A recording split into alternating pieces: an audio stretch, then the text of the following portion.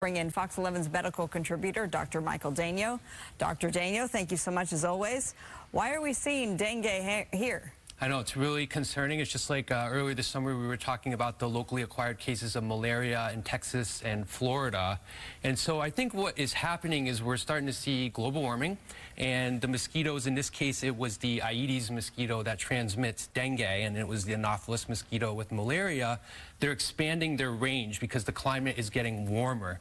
And so when we're seeing local transmission, again, as you mentioned, people that didn't travel, that is really concerning. So what we want people to do is to look around their yard, their communities, make sure they get rid of any kind of standing water. So that's water that's trapped in the gutter, if you haven't cleaned out your gutter in a while, poorly maintained pools, even dog dishes that have been left out for a week, or bird baths. You want to empty all that water because that could be a potential reservoir for breeding for these mosquitoes. And some of these symptoms, fever, nausea, vomiting, rash, you say this really hurts your bones. Yeah, we see patients with very severe body aches. They used to call it bone break fever in Central America and South America, where dengue is usually present. So certainly not a walk in a park. Symptoms will last about a week, and there's no specific treatment. It's just supportive care. Okay, let's move on. Next topic is eye drop recall. This is the second eye drop recall this year, and this impacts a lot of brands that you can buy at Target, CVS, those sorts of locations. So what do we know?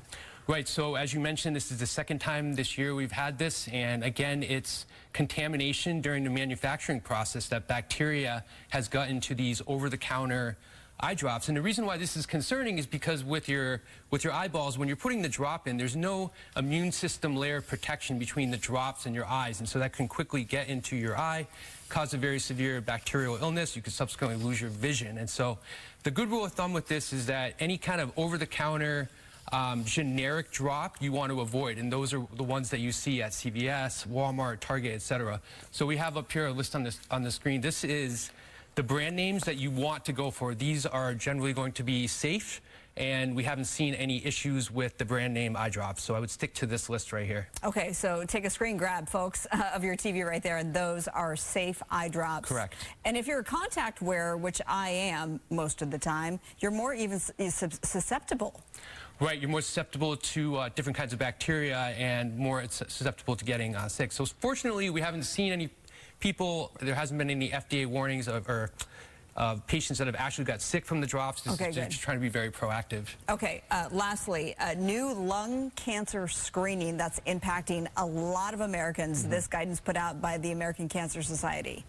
Right, this is super important. So they did, as part of this, they did a survey, and they found that the majority of people aren't aware that there's even lung cancer screening. They're aware of mammography for breast cancer screening. They're aware of colonoscopy for colorectal cancer screening, but most people aren't aware. And so what they found was that people that have stopped smoking 15 years ago, thinking that they're out of the woods, that it's a false sense of security, that they're still at high risk for developing lung cancer. And the key thing with this screening is that it's an annual low-dose CT scan, very easy to get.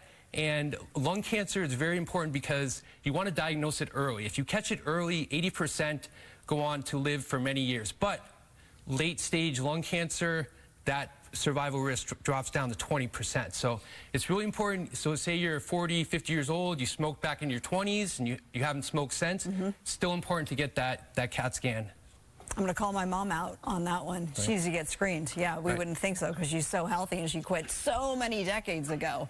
Yep. Okay, and I know that's the case for a lot of people. Right. Dr. Michael Danel, thank you so much. Thank you.